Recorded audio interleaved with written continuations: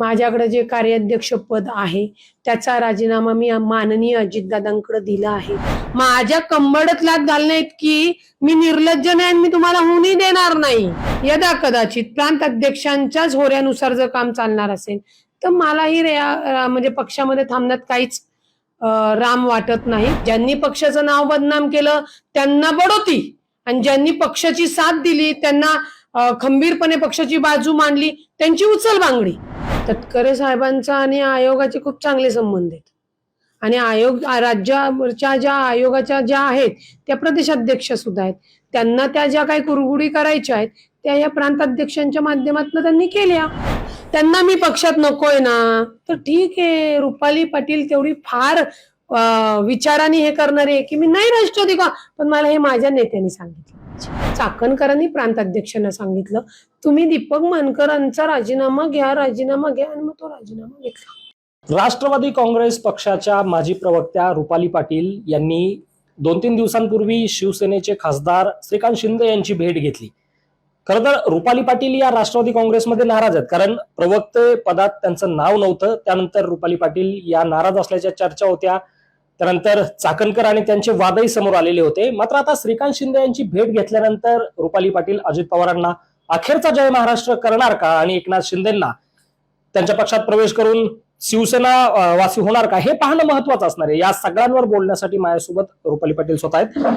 ताई, प्रवक्ते पदाच्या यादीत तुमचं नाव नव्हतं, त्याच्या आधी तुमचे रुपाली चाकणकर यांच्यासोबतचे वाद संपूर्ण राज्याने पाहिलेले होते। मात्र आता खरंच तुम्ही पक्ष सोडत आहात का, शिवसेनेमध्ये प्रवेश करत आहात का, आणि करत असाल तर तारीख काय ठरली आहे का? मुळामध्ये माझे चाकणकरांबरोबर कोणतेही वाद नाही।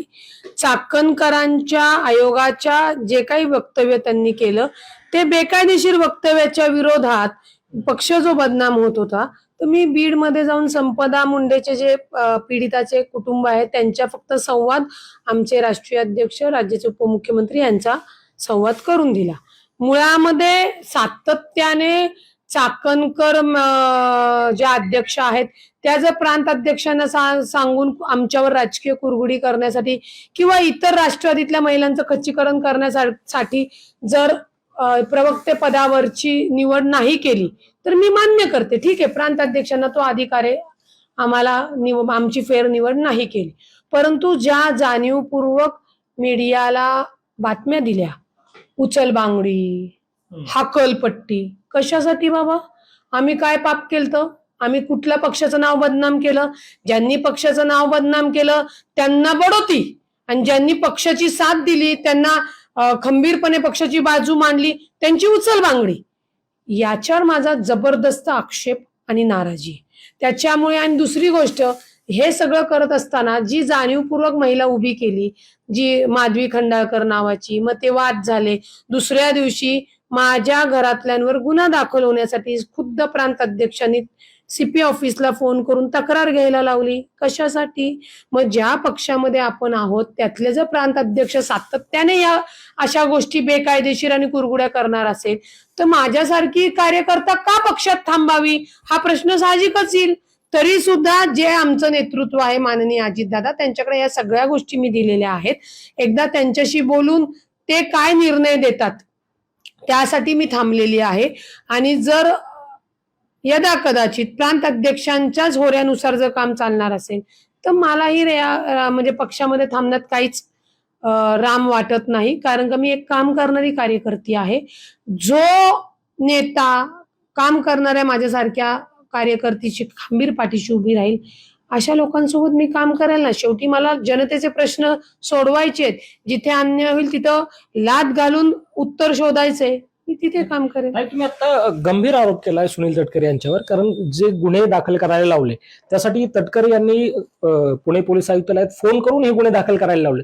म्हणजे तटकरेंचा आणि तुमचा नक्की वाद काय? त्यांना यात गुन्हे दाखल करण्यासाठी थेट सीपींना फोन करावा लागतो, इतका इंटरेस्ट या केसमध्ये तटकरेंचा काय होतो? तटकरे साहेबांचा माझा वाद काही नाहीये। तटकरे साहेबांचा आणि आयोगाचे खूप चांगले संबंध आहेत आणि आयोग राज्याच्या ज्या आयोगाच्या ज्या आहेत त्या प्रदेशाध्यक्ष सुद्धा आहेत। त्यांना त्या ज्या काही कुरगुडी करायच्या आहेत त्या या प्रांताध्यक्षांच्या माध्यमातून त्यांनी केल्या। आता त्यांना जे करायचं होतं त्यांनी केलं, त्याच्यामध्ये खच्चीकरण केलं, माझ्या घरच्यांना नाक सगळं सोसावं लागलं, ठीक आहे, ठीक आहे, म्हणून तर मी पक्ष का सोडू नये याची विचारणा माननीय अजितदादांना केली. त्याच्यावर आमची चर्चा होईल किंवा ज्याच्यावर माननीय अजितदादा निर्णय देतील. पण नाही ना, आज रुपाली पाटील ठोंबरे आहे म्हणून बोलतीये. माझी तयारी आहे पक्ष सोडायची. जर प्रांत अध्यक्षांना नाही नको, मी पक्षात नको आहे, तर माझी तयारी आहे. कारण का ते प्रांत अध्यक्ष आहेत, त्यांना अधिकार आहे. ते आमचे प्रमुख आहेत. त्यांनी उलट जर यांना अशा कोणी चुकीच्या गोष्टी सांगत असतील तर त्यांनी त्या खोडून काढल्या पाहिजे होत्या. त्या घडून द्यायला नव्हत्या पाहिजे. पण प्रांताध्यक्ष दुर्दैव आहे आमचं की प्रांताध्यक्ष त्याला खत पाणी घालतायत. म्हणून तर रुपाली पाटील ठोंबरे, अमोल मिटकरी आणि वैशाली नागवडे यांना कुणाच्या सांगण्यावरनं काढलं त्यांनी. आमची चूक सांगा एखादी. आम्ही पक्षाचं नाव बदनाम केलं, आम्ही नेते बदनाम केले. ज्यांच्यामुळे पक्ष बदनाम झाला किंवा पक्षावर रोष निर्माण आला त्यांना तर बढोती दिली जी देता येत नाही. तरी रुपाली पाटील ठोंबरे होती की हो एक व्यक्ती एक पद द्या, संविधानिक मागणी होती हो माझी. माझं काय असं मत नव्हतं की त्यांचा आयोग बी काढा, प्रदेशाध्यक्ष बी काढा, त्यांना घेऊच नका. मी त्यांच्यासारख्या वृत्तीची महिला नाहीये. माझं एवढंच मत होतं की राष्ट्रवादी काँग्रेस पक्षामध्ये एक व्यक्ती एक पद देऊन त्यांना राज्यमंत्री पदाचा दर्जा मिळाला आहे, त्यांनी त्यांचं काम चांगल्या पद्धतीने करावं. आता त्यांच्या चुकीच्या वक्तव्यावर प्रवक्ते म्हणून आम्ही नाही बोलत, त्यांची बाजू घेऊ शकत. त्यांचे आहेत ना बाकीचे प्रवक्ते, त्यांनी घ्यावी बाजू. पण ते आम्ही घेतलं नाही. म्हणून या राजकीय कुरघुडे ज्या प्रांत अध्यक्षांच्या माध्यमातून केल्या त्या खूप चुकीच्या आहेत आणि पक्षासाठी, पक्षाच्या कार्यकर्त्यांसाठी, पदाधिकाऱ्यांसाठी या गंभीर आहेत. आज एक रुपाली पाटील बाहेर जातीये. जर या त्रासामुळे अनेक पदाधिकारी बाहेर पडले तर काय करतील प्रांत अध्यक्ष? ताई, तुम्ही थेट प्रदेशाध्यक्ष सुनील तटकरे यांच्यावरच आरोप करतायत. आता हे थेट तुम्ही माध्यमांसमोर बोलतायत. उद्या पक्ष शिस्त भंग केल्याची नोटीस तुम्हाला येईल. हा व्हिडिओ गेल्यानंतर नक्कीच ती नोटीस पक्षाकडनं तुम्हाला येऊ शकते आणि कदाचित कारवाई म्हणून तुमची हकालपट्टी होऊ शकते. मग तुम्ही राष्ट्रवादीमध्ये हकालपट्टी होईपर्यंत थांबणार आहात की आधीच राजीनामा देणार आहात? मुळामध्ये माझ्याकडे प्रवक्तेपद आता नाहीये. माझ्याकडे जे कार्याध्यक्ष पद आहे त्याचा राजीनामा मी माननीय अजितदादांकडे दिला आहे. आणि राहिला तुम्ही पक्षाची शिस्तभंग. पक्षाची शिस्तभंग कशाला म्हणतात हे आधी तुम्ही ध्यानात घ्या. जे लोकप्रतिनिधी असतात तो व्हीप जो बजावलेला असतो त्याच्या गोष्टीशी असतात. मग मला सांगा, माझ्या घरातल्यांवर गेलेली जी त्याच्यासाठी जी काही तुम्ही पोलीस तक्रार दाखल करण्यासाठी वापरलं, मग अशा नेत्यांवर काय कारवाई करायची? आणि मी आता राष्ट्रवादी काँग्रेस पक्षाच्या अजितदादांची कार्यकर्ती आहे. त्या कार्यकर्तीवर तुम्ही कुठलीही पक्ष शिस्तभंग लावू शकत नाही. राहिला कार्याध्यक्ष म्हणून जो तुम्ही मला म्हणताय, मी त्याचा राजीनामा अजितदादांकडे पाठवून देणार आहे. मला माहिती आहे हा सगळा त्यांचा गेम. माझ्या कंबरडत लाथ घालणे की मी निर्लज्ज नाही आणि मी तुम्हाला होऊनही देणार नाही. मी अजितदादांची कार्यकर्ती बहीण म्हणून बोलते. आणि असं कार्याध्यक्षपद घेऊन काय उपयोग आहे ज्याची 6 महिने कुठली नियुक्तीच झालेली नाहीये? त्यांचं पद त्यांच्याकडे लखला. राजीनामा देणार तुम्ही? मी अजितदादांकडे राजीनामा पाठवून देणार आहे. आणि दिलेला आहे. कधी दिलेला आहे मी. तो मंजूर करायचा का नाही ते माझे अध्यक्ष करतील ना. म्हणजे पक्षाचे जे अध्यक्ष माझे नेतृत्व करतील. पण शेवटी हा निर्णय पुन्हा एकदा सुनील तटकरे यांच्याकडेच जातो ना प्रांताध्यक्ष म्हणून. मला मी तुम्हाला सांगते, तो कुणाकडे आहे? राष्ट्रवादीचे राष्ट्रीय अध्यक्ष माननीय अजितदादा आहेत, प्रांताध्यक्ष सुनीलजी तटकरे आहेत. असो, माझं म्हणणं एकच आहे की राजकीय या काही गोष्टी त्या योग्यच व्हायला पाहिजे. मी कुणाच्या याची कुरघुड्याची शिकार व्हायला इथे आलेली नाहीये. आणि जर नियम आम्हाला सारखेत तर त्यांना पण सारखेत. राज्याच्या प्रांत अध्यक्षाने आपल्याच कार्यकर्तीला आपल्याच कार्याध्यक्ष पदावर असणाऱ्या घरातल्यांवर गुन्हा दाखल करण्यासाठी तिथे दबाव करावा हे कितपत योग्य आहे? आणि माझ्या घरच्यांवर हे करणार आणि मी म्हणणार नाही नाही हे आमचे प्रांत अध्यक्ष नाही. हो साहेब, माफ करा मला. मी तुमच्या लेकीसारखे, पण माफ करा मला. नाही होणार माझ्याकडनं. नक्की. म्हणजे आता ही पक्षात असतानाही तुम्ही प्रांताध्यक्ष असतील, महिला आणि पक्षाचे दोघांवरही टीका करतायत. आता अगदी तुम्ही राष्ट्रवादी सोडण्याच्या उंबरठ्यावरच आहात असं म्हणावं लागेल. कारण कार्याध्यक्षपदाचा राजीनामा तुम्ही दिलेला आहे. शेवटची भेट अजितदादांसोबत होईल, त्यानंतर तुम्हाला हा निर्णय घ्यायचा आहे. पक्षातून बाहेर पडल्यानंतर सुनील तटकरे असतील, रुपाली चाकणकर असतील, यांच्या संदर्भात रुपाली पाटील ठोंबरे यांची भूमिका काय असते? ती जाहीर मीडियासमोर जाहीर करणार ना. मी राष्ट्रवादी काँग्रेस पक्षात आहे म्हणून शांत आहे. माझा काहीच संबंध नव्हता. म्हणजे असं काय आहे तुमच्याकडे? तेच जी काही कार्यपद्धती आहे, ही जी कार्यपद्धती मी जे काही संविधानिक मागण्या केल्या त्याच्यावरनं या कुरघुड्या करून फार फेरनिवड न होण्यापर्यंत जे काही घडलं, हे सगळा वृत्तांत मी आतापर्यंत का दुर्लक्ष करत होते किंवा मी का बोलले नाही, कारण की मी त्या पक्षात आहे. मी वकील असल्यामुळे मला माझ्या मर्यादा आणि या गोष्टी कळतात, त्या मी पाळल्या.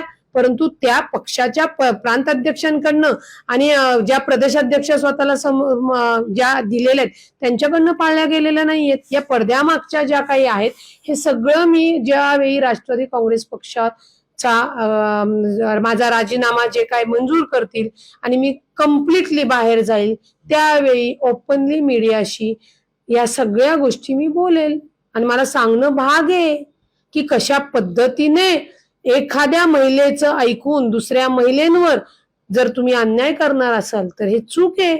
हे नाही नेत्यांनी केलं पाहिजे. नेत्यांची ती जबाबदारी आहे. ठीक आहे, एखादी व्यक्ती वाईट आहे, पण त्यांचं ऐकून आमच्या नेत्यांनी म्हणजे प्रांत अध्यक्ष असतील, आमचे राष्ट्रीय अध्यक्ष आहेत, अजून खाली प्रांत अध्यक्षांच्या खालचे नेते आहेत, त्यांनी नाही केलं पाहिजे. त्यांना मी पक्षात नकोय ना, तर ठीक आहे, रुपाली पाटील तेवढी फार विचाराने हे करणारे आहे की मी नाही राष्ट्रवादी का, पण मला हे माझ्या नेत्यांनी सांगितलं पाहिजे. नक्की. मग हा निर्णय कधी होणार आहे राष्ट्रवादी सोडायचा? राष्ट्रवादी सोडण्याचा निर्णय अजून एक माननीय अजितदादांशी तर मला बोलू द्या, ती बोलणं झाल्यानंतर करेल, कारण का मी पक्षात राहून असे त्यांचे वार सहन करणारी महिला नाही. म्हणजे फक्त अजितदादांची भेट बाकी आहे, अन्यथा राष्ट्रवादीमधून तुम्ही नातं तोडलंच आहे थोडक्यात. मनातनं तर मी पूर्ण तोडलेलं आहे. तुम्ही मला राष्ट्रवादी काँग्रेस पक्षामध्ये नाही आत म्हणला तरी चालेल, कारण का मला नाही अशा पक्षातल्या नेत्यांसोबत काम करायला जमणार. माझं नेतृत्व माननीय अजितदादा आहेत, माननीय सुनेत्रावहिनी महिला नेतृत्व आहे, त्यांच्याकडे बघून ते एक काहीतरी योग्य निर्णय देतील आणि तो जो निर्णय देतील तो जे राष्ट्रवादीतल्या इतर महिला आहेत त्याही वाट बघतायत. त्याही वाट बघतायत, तेही बंधू वाट बघतायत. ज्या चुकीच्या पद्धती चाललेल्या आहेत, आम्हाला कुणावर काही माझ्या वैयक्तिक टीका करण्याचा तर काहीच संबंध नाहीये. पक्षातली कार्यपद्धतीच्या कामाचा विषय आणि आम्ही चाकणकर बाई चुकल्यानंतर त्यांची बाजू का नाही घेतली तो संबंध येतच नाही ना, त्याच्याविषयी आहे. बरोबर. ताई, आता मुद्दा हा येतो की दीपक मानकर यांनी शहराध्यक्षपदाचा राजीनामा दिला, त्यापूर्वी त्यांचे रुपाली चाकणकर यांच्यासोबतचे वाद झालेले होते. ते वाद अजित पवारांसोबत गेलेले होते. आता तुम्ही कार्याध्यक्षपदाचा राजीनामा अजित पवारांकडे दिलाय म्हणताय, तर तुमचेही हे जे वाद आहेत ते रुपाली चाकणकर यांच्यासोबत झालेले आहेत. म्हणजे ज्यांचं चाकणकरांसोबत पटत नाही त्यांनी पदावर राहायचं नाही, असा नियम आहे का राष्ट्रवादीत? एक्झॅक्टली. आणि त्याची अंमलबजावणी प्रांत अध्यक्ष करतात. दीपक मानकर यांचा काही दोष नव्हता. उपमहापौर राहिलेली ती व्यक्ती होती, परंतु चाकणकरांशी वाद झाल्यानंतर चाकणकरांनी प्रांत अध्यक्षांना सांगितलं तुम्ही दीपक मानकरांचा राजीनामा घ्या, आणि मग तो राजीनामा घेतला. म्हणजे आता तुमच्यावर ही वेळ आणली गेली की तुम्ही हा राजीनामा दिला? हो.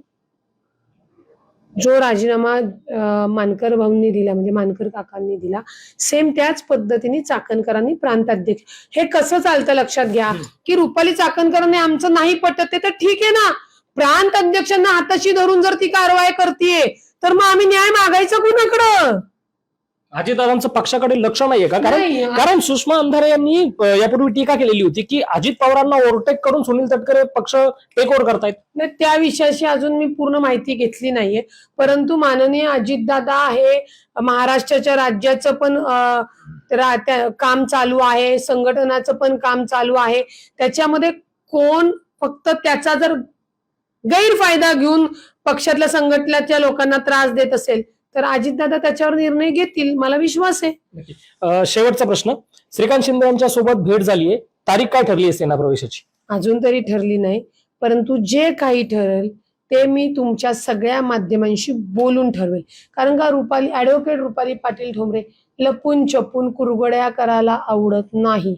मी पुन्हा सांगते, झाशीच्या राणीसारखी अहिल्यामाता होळकरांसारखी जिजाऊ आईंसारखी समोरासमोर भिडणारी आहे. आणि मग ज्यावेळी माझी वेळ ठरेल, काळ ठरेल, मी तुम्हाला सांगेल. तुर्तास तरी मी राष्ट्रवादी काँग्रेस पक्षाची अजितदादांची कार्यकर्ती बहीण म्हणून तुमच्याशी संवाद साधत आहे. नक्की. हे होत्या राष्ट्रवादी काँग्रेसच्या प्राथमिक सदस्य, कारण कार्याध्यक्षपदाचा राजीनामा त्यांनी देऊ केलेला आहे. प्राथमिक सदस्य रुपाली पाटील. मंजूर नाही केला. मंजूर जरी नसेल केलं तर तुम्ही तो देऊ केलेला आहे. रुपाली पाटील यांनी राजीनामा देऊ केला आहे. याचं कारण त्या म्हणतायत की चाकणकर आणि सुनील तटकरे यांच्या संगनमताने मला या पायरीपर्यंत यावं लागलेलं आहे, या कुरघोड्या करून इथपर्यंत यावं लागलेलं आहे. आता अजित पवार नक्की काय निर्णय देतील त्यावर माझं पुढचं भवितव्य पक्षातलं अवलंबून असणार आहे. श्रीकांत शिंदे यांची भेट घेतली आहे, त्यामुळे कदाचित त्या शिवसेनेमध्ये दिसू शकतात, कारण रवींद्र धंगेकर यांनी सुद्धा त्यांना छोटी बहीण आणि लढाऊ कार्यकर्ता म्हटलेलं आहे. आले तर पक्षाची ताकद वाढेल असं सुद्धा म्हटलेलं आहे. त्यामुळे आता रुपाली पाटील ठोंबरे ह्या राष्ट्रवादी सोडण्याच्या पूर्ण तयारीत आहेत, त्या उमऱ्यावर आहेत. सोडतायत कधी हे पाहणं महत्वाचं असणार आहे. Abhijit Darade, Maharashtra time online, Pune.